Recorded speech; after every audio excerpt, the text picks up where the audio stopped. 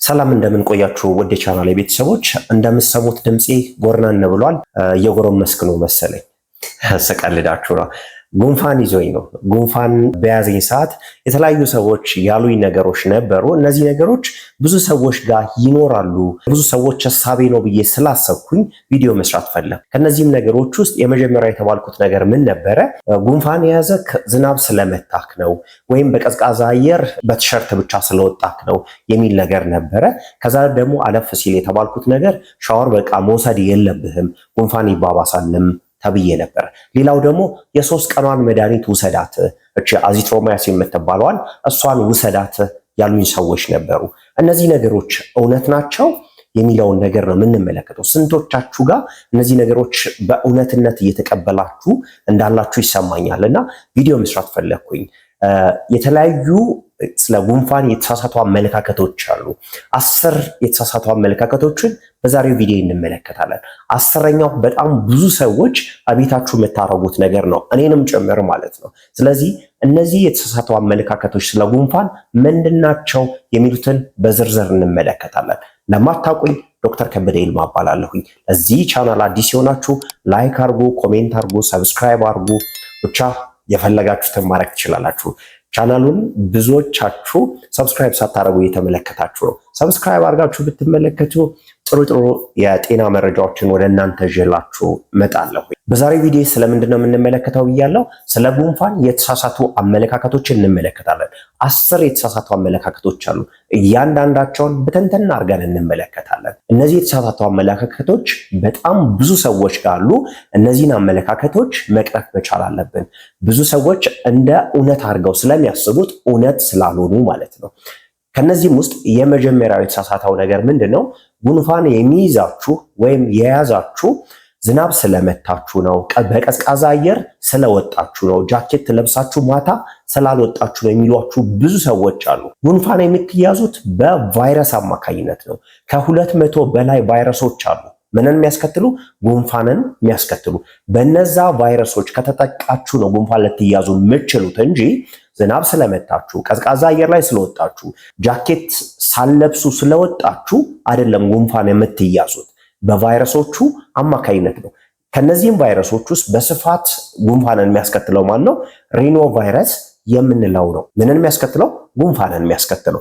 ታዲያ ለምንድን ነው በክረምት ሰዓት ጉንፋን የሚበዛው? ለምን ይመስላችኋል? በክረምት ሰዓት ብዙዎቻችን ከቤት ስለማንወጣ የእርስ በርስ ንክኪ ይኖራል። በዛ ንክኪ አማካኝነት አንድ ሰው ጉንፋን ከያዘው ቤት ውስጥ ያለው ሰው በሙሉ ይይዘዋል። ይሄ የመጀመሪያው ምክንያት ነው። ሁለተኛው ምክንያት ምንድነው?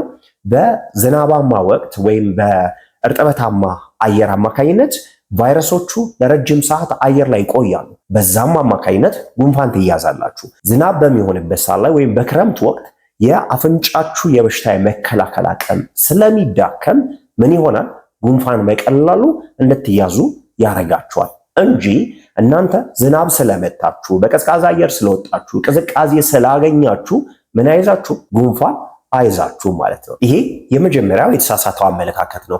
እንግዲህ ድምፄ እንዳልኳችሁ ጉንፋን ይዞኛል፣ በዛውም ደግሞ እየጎረመስኩ ነው መሰለኝና ለዛ ነው ድምፄ ጎረን ያለው። ለድምፄ ይቅርታ። ሁለተኛው የተሳሳተው አመለካከት ምንድነው?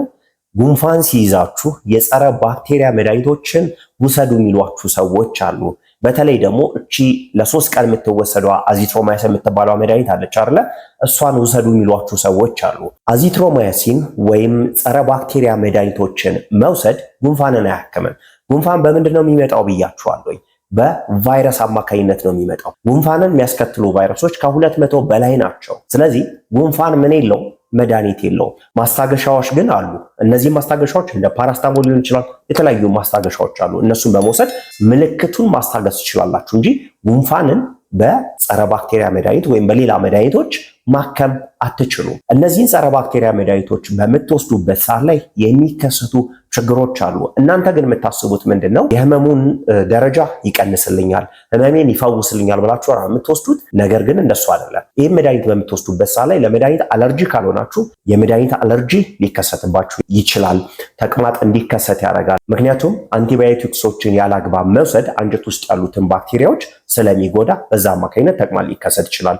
ከዛ ማለፍ ሲል ደግሞ ያለ ሐኪም ትዕዛዝ ለረጅም ጊዜ የምትወስዷቸው ጸረ ባክቴሪያ መድኃኒቶች ምን እንዲከሰቱ ያደርጋል? የተዋሲያን መላመድን እንዲከሰት ያደርጋል። አንቲባዮቲክ ሬዚስታንስ የምንለው ማለት ነው። ይሄ ደግሞ ለሌላ ጊዜ በነዛ መድኃኒቶች መታከም አትችሉ። ስለዚህ ህይወታችሁ ምን ያደርገዋል? አደጋ ላይ ይጥለዋል ማለት ነው። ይሄ ሁለተኛው የተሳሳተው አመለካከት ነው። ምንን መውሰድ? ጸረ ባክቴሪያ መድኃኒትን መውሰድ። ለምን? ለጉንፋን አይወሰድም። ከዛሬ ጀምሮ ማቆም መቻል አለባችሁ ማለት ነው። ሶስተኛው የተሳሳተው አመለካከት ጉንፋን ሲጀምረን ነጭ ፈሳሽ ነው አይደል የሚኖረን። ፈሳሹ ወደ ቢጫነት ሲቀየር ወይም ወደ አረንጓዴነት ሲቀየር አብዛኞቻችሁ ምን ታረጋላችሁ? ጸረ ባክቴሪያ መድኃኒቶችን ትወስዳላችሁ። ይሄ አግባብ አይደለም። ለምን የሚለውን ነገር እንመልከት። ጉንፋን ይዟችሁ መጀመሪያ ላይ ነጭ የነበረው ፈሳሽ ቢጫ ሲሆን ወይም አረንጓዴ ሲሆን ጸረ ባክቴሪያ መድኃኒት መውሰድ የሌለባችሁ ለምንድን ነው? ጉንፋን በሚዘን ሰዓት ላይ የበሽታ የመከላከል አቅማችን ምን ይሆናል? ከፍ ይላል። ከፍ በማለቱ ምክንያት ነጭ ደም ሴል በከፍተኛ መጠን ይመረትና ያንን ጉንፋን ምን ያደርገዋል? አታክ ለማድረግ ወይም ለማጥቃት ይንቀሳቀሳል። በሚንቀሳቀስበት ሰዓት ላይ ማይሎፔሮክሲዴስ የሚባል ኢንዛይም ይመረታል። ያ ኢንዛይም ነጩን ፈሳሽ ወደ አረንጓዴ ወይም ወደ ቢጫ ይቀይረዋል። ስለዚህ እናንተ ነጭ ፈሳሽ የነበረው ቢጫ ሆኗል፣ አረንጓዴ ሆኗል ብላችሁ መድኃኒት ምን ማድረግ የለባችሁ ማለት ነው፣ መውሰድ የለባችሁም። ይሄ የራሱ የበሽታው ፕሮሰስ ስለሆነ ማለት ነው። ነገር ግን መድኃኒት መውሰድ ያለባችሁ ሰዓት መቼ ነው? በሐኪም ከታያችሁ ህመማችሁ እየባሰ ከሄደ የመተንፈሻ አካል ችግር ከገጠማችሁ፣ ለምሳሌ የደረት ህመም ካላችሁ በምታስሉበት ሰዓት ሊሆን ይችላል። ስተነፍሱ ማቃሰት ነገር ካለ ሐኪም ምን ሊያዝላችሁ ይችላል? መድኃኒት ሊያዝላችሁ ይችላል። ነገር ግን ጉንፋን ስለያዛችሁ ብቻ መድኃኒት በፍጹም መውሰድ የለባችሁ ማለት ነው። ይሄ ሶስተኛው የተሳሳተው አመለካከት ነው። አራተኛው የተሳሳተው አመለካከት ምንድነው? ቫይታሚን ሲን መውሰድ ጉንፋንን ያክማል ብለን እናስባለን። ለብዙ አስርት ዓመታት የተለያዩ ጥናቶች ተደርገዋል። ቫይታሚን ሲ ጉንፋን ላይ የሚያስከትለውን ተጽዕኖ። እነዛም ጥናቶች ጉንፋንን እንደማያክም ነው የሚያሳዩት። ምን?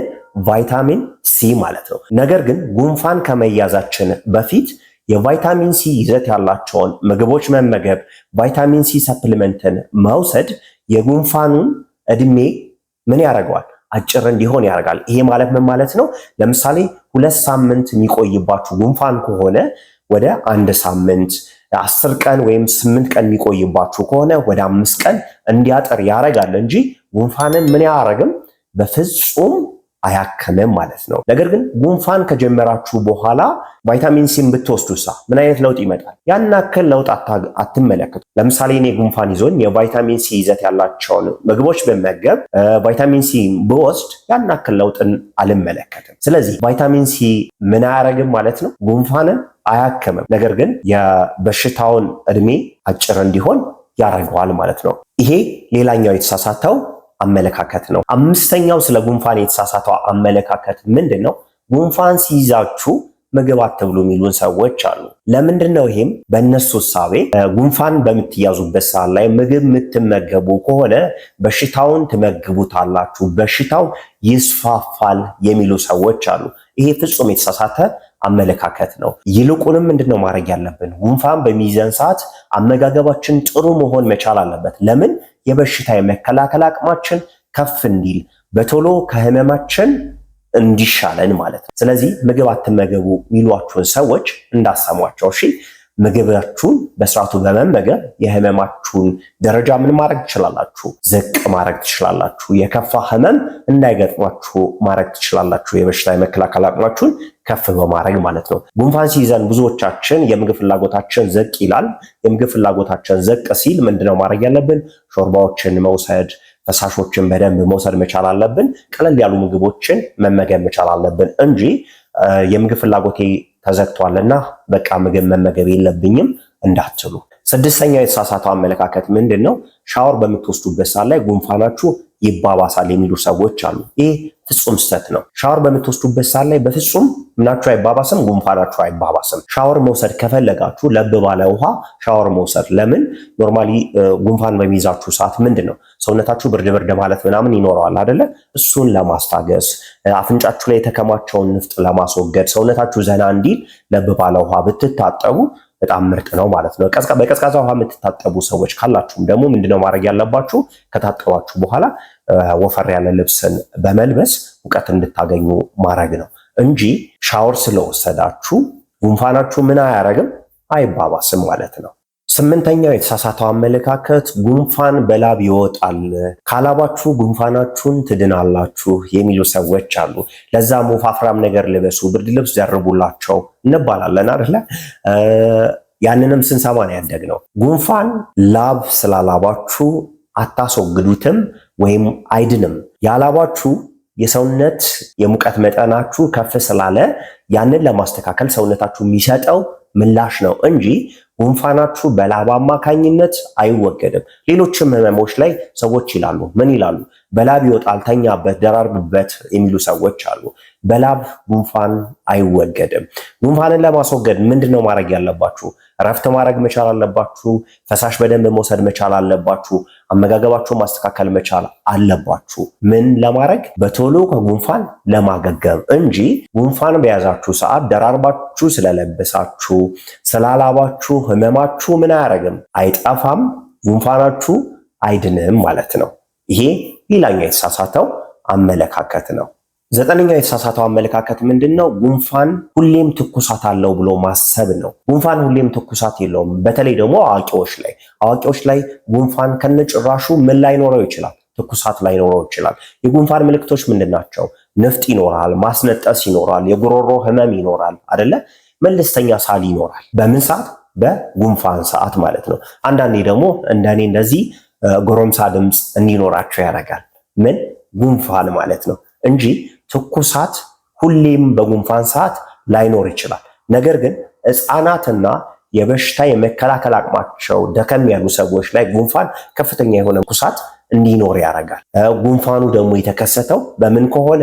በኢንፍሉዌንዛ ከሆነ ምን ሊከሰት ይችላል? ከፍተኛ የሆነ ሙቀት ሊከሰት ይችላል።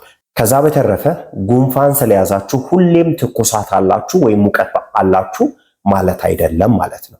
አስረኛውና ብዙዎቻችን ጉንፋንን እንደሚያድን የምናስበው ነገር ምንድን ነው? የተለያዩ እጽዋቶችን መውሰድ ጉንፋንን እንደሚያድን እናስባለን። ለምሳሌ ነጭ ሽንኩርትን መብላት፣ ዝንጅብል ሻይ መጠጣት፣ ሎሚ መውሰድ፣ ማር መጠጣት ጉንፋንን ያድናል ብለን እናስባለን። ነገር ግን ጉንፋንን አያድንም። የሚያደርገው ነገር ምንድን ነው? ምልክቶቹን ይቀንስልናል፣ ምቾት እንዲሰማን ያደርጋል እንጂ ጉንፋንን በጭራሽ እነዚህ እጽዋቶች ምን ያደርጉ?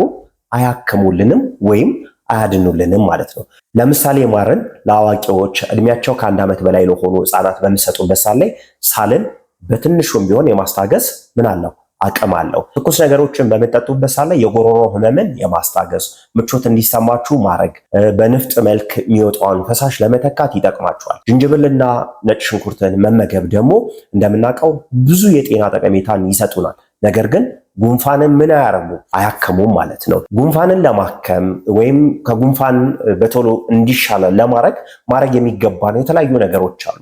ከነዚህም ነገሮች ውስጥ እረፍት ማድረግ ወይም እንቅልፍን በስርዓቱ መተኛት በጣም አስፈላጊ ነገር ነው። ፈሳሽ በደንብ መውሰድ አስፈላጊ ነገር ነው። በሾርባ መልክ ሊሆን ይችላል፣ በሻይ መልክ ሊሆን ይችላል። ፈሳሾችን መውሰድ በጣም አስፈላጊ ነገር ነው። ምልክቶችን ማከም፣ ለምሳሌ የራስ ምታት ካላችሁ፣ የወገብ ህመም ካላችሁ፣ የሰውነት መቆረጣጠም ካላችሁ ምልክቶቻችሁን በተለያዩ ህመም ማስታገሻዎች ማከም በጣም አስፈላጊ ነገር ነው። ነገር ግን እዚህ ጋር መጠንቀቅ ያለባችሁ ነገር ምንድን ነው?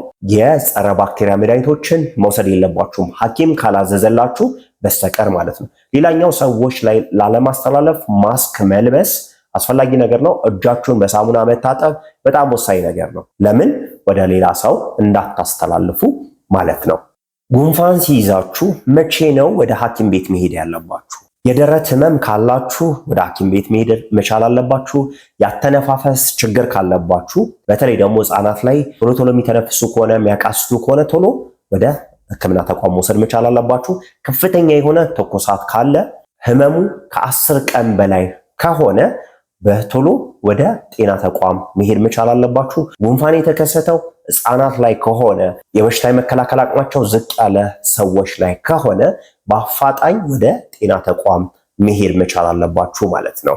ዛሬ ስለምን ነው የተመለከትነው? ስለ ጉንፋን ብዙ የተሳሳቱ አመለካከቶችን ተመልክተናል። ጥሩ መረጃም እንዳገኛችሁ ተስፋ አደርጋለሁ። ይሄ መረጃ ለተለያዩ ሰዎች ይጠቅማል ብላችሁ ካሰባችሁ ሼር አድርጉላቸው። እናንተም ይሄን ቤት ሰብስክራይብ ካላደረጋችሁ ሰብስክራይብ አድርጉ። የተለያዩ ጥያቄዎችም ካሏችሁ ኮሜንት ቦክስ ላይ አስቀምጡልኝ፣ መልስላችኋለሁ ወይም ቪዲዮ ሰራላችኋለሁ። አብራችሁን ስለነበራችሁ ከልብ አመሰግናለሁ። ሰላም ቆዩልኝ። ሰላማችሁ ይብዛ።